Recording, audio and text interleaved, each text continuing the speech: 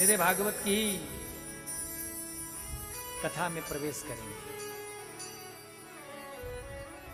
जन्माद्यस्य यतोऽन्वयादितरतः चार्थेष्वभिज्ञस्वराट् तेने ब्रह्महृदाय आदिकवये मुह्यन्ति यत्सूरयः तेजो वारिमृदां यथा विनिमयो यत्र त्रिसर्गो मृषा धाम्ना स्वेन सदा निरस्तकुहकं सत्यं परं धीमहि।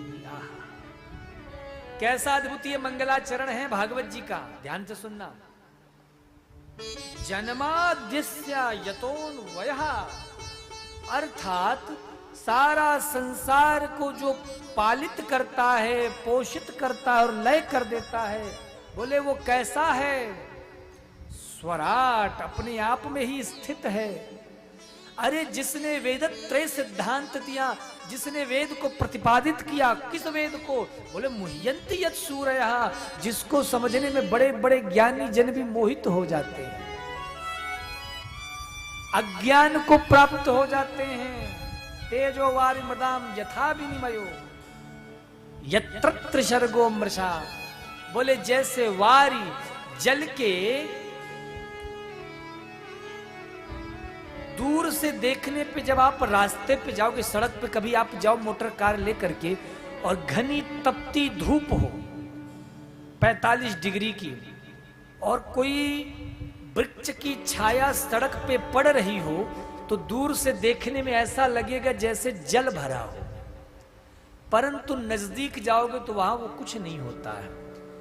इसी प्रकार से यह वेद हैं जिसको महाराज बड़े बड़े ज्ञानी जन मुह्यन्ति यत् सूरयः, अज्ञान को प्राप्त हो जाते हैं, मोहित हो जाते हैं उस वेद को जिसने प्रतिपादित किया है।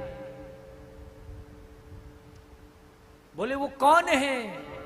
बोलो कौन है? सत्यम परम धीमहि, वो सत्य है।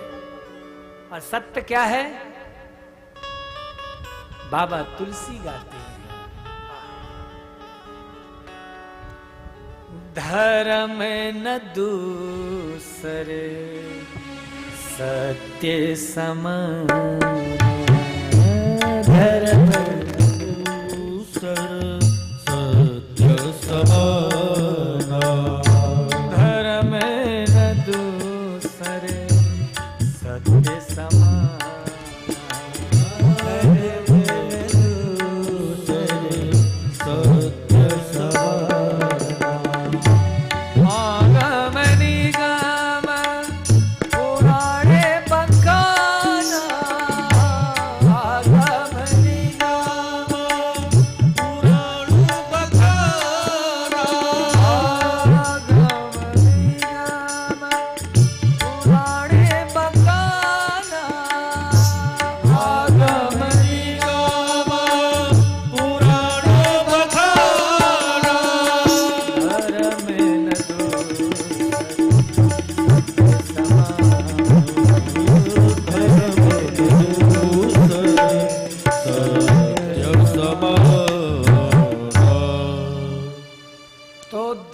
सबसे बड़ा क्या है?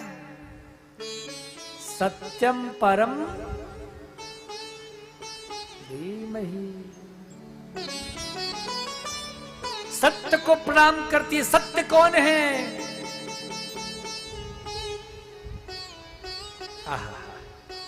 सत्यव्रतम, दसम स्कंद में देवता कहते हैं भगवान का नाम लेकर के। भगवान का एक नाम पता क्या है? सत्य। सत्यव्रतम सत्य परम सत्यम सत्यस्य योनिम निहितम च सत्ये सत्यस्य सत्यभृत सत्य नेत्रम सत्यात्मकम त्वाम शरणं प्रपन्ना। हम उस सत्य को प्रणाम करते हैं। कौन से सत्य को? बोले जो कभी बदलता नहीं है। कई माताओं को हमने ऐसा सुना है बोलते हुए, महाराज जी हम किसी को अच्छा लगे या बुरा लगे, लेकिन हम तो सत्य कहते हैं। और सत्य तो कड़वा होता है। किसको किसको लगता है सत्य कड़वा होता है? आपको लगता है मैया जी सत्य कड़वा होता है? हरी साड़ी वाली मैया लगता है? क्यों लगता है भाई, क्यों लगता है? चलो मैं आपको समझाता हूं एक सूत्र से। जैसे अपने मंगला परिवार में कथा हो रही है ना, ऐसी कहीं कथा हो रही थी तो तैयारी जोरदार, सब लोग लगे हुए थे। अरे भैया 3 दिन बाद से कथा शुरू होनी है, अभी तो पूरे गांव में चिट्ठी नहीं बांट पाए। तो जो खास खास लोग थे उनके यहाँ स्वयं यजमान महोदय लेकर के चिट्ठी पहुंचे, भैया परसों से कथा होगी, पधारना है सब परिवार। बाकी सब व्हाट्सएप पे शेयर होता रहेगा। आज मैं स्पेशली आपके पास कार्ड लेके आया हूं। बचपन का मित्र था जिसके यहाँ लेके गए थे कार्ड, उसने कहा यार इतने दिनों बाद आज चल चाय नाश्ता करके जा। बोले नहीं यार बहुत जगह जाना है, चाय नाश्ते का बिल्कुल भी मेरे पास फुर्सत नहीं है, फिर कभी आऊंगा। बोले अरे इतने दिनों बाद है, चाय नहीं तो कम से कम बगल की दुकान से जलेबी बढ़िया गरम गरम निकल रही थी, जलेबी तो खा के जा। बोले ठीक है जलेबी खिला रहा है तो खा लूंगा। बेटे को बुलाया, 20 की नोट पकड़ाई, सुन जल्दी से गरम गरम जलेबी लेके आ। बेटा जाने लगा तो फिर हाथ पकड़ लिया, बोले देखो मेरे बचपन का दोस्त है, गरम गरम लाना। बोले ठीक है पिताजी अभी लाता हूं। हलवाई जलेबी बना रहा था बढ़िया कड़ाही पे। अब जैसे ही की चाशनी में नहीं जाएगी तो क्या उसमें मिठास आएगा, रस आएगा, इसका महत्व। अरे कभी देखा? ये है अहंकार के विष में घोलना और सब सरकार। बस आप सबकी कृपा है, यह प्रेम की चाशनी में डुबो करके परोसा।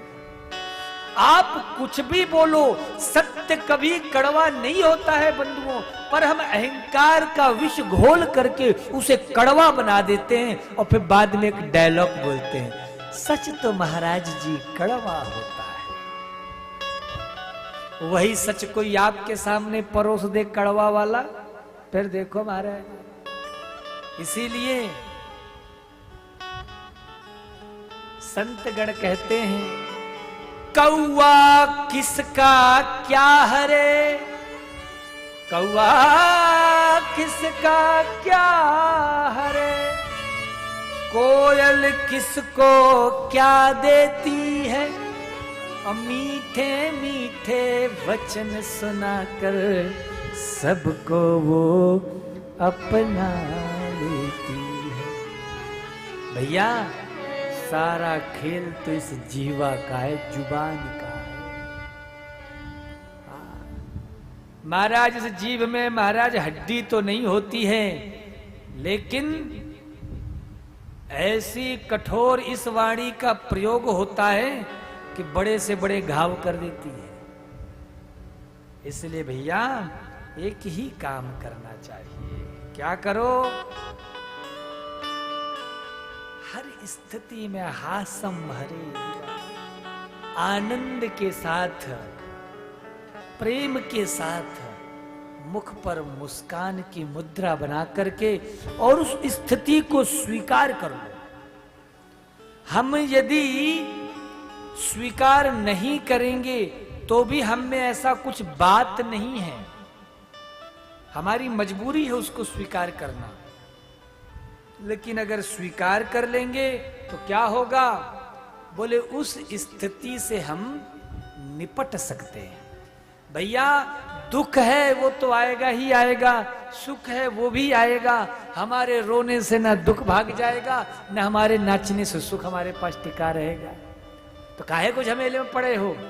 इसलिए क्या कहते हैं व्यास जी, सत्यम परम धीमहि, सत्य की वंदना है। क्यों? क्योंकि ये सत्य ही तो हमारे नारायण है।